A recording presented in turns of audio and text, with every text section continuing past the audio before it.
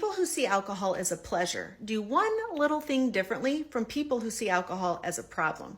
And it has nothing to do with how much they drink or even how often they wake up hungover. And if you want to know what group you fall into, I'm going to start with a pop quiz. If you're new here, I'm Colleen, and I help high-achieving professional women permanently reduce their alcohol consumption by 80% so they don't have to quit. And if you'd like to know more about how I do that, hit the follow. So before we dive in, let's pop the hood on your brain. Here's the question.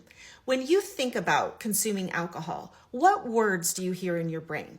Do you think you're drinking or do you think you're having a drink? Type drinking in the comments if I'm talking to you. For example, if you're going to a wedding or some other event, the first question you want to know is there an open bar or should I bring cash? But people who enjoy alcohol as a pleasure are not overly concerned about who's going to be drinking and how much drinking there's going to be. They'd actually be fine spending an evening sober if they're with people they enjoy being with, and vice versa. Their friendships are not based on their drinking habits. The problem with alcohol use disorder is it's not really a drinking problem. It's a thinking problem, a brain glitch. The more you think about it, the worse it gets. And the worse it gets, the more you think about it. It's like a hamster wheel in hell. While even the most problematic drinkers do have some willpower and are capable of controlling themselves when they have to, they still think of themselves as somebody who likes to drink. Stopping after one or two always feels hard, which makes you feel like you're pretending to be somebody that you're not.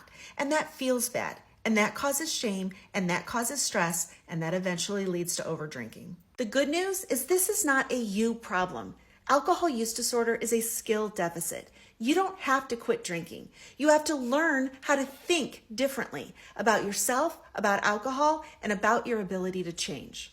If you're looking for a permanent solution and you're ready to change, and you'd like to work with a drinking coach instead of joining a sobriety program, click the link in my bio and schedule a free consult.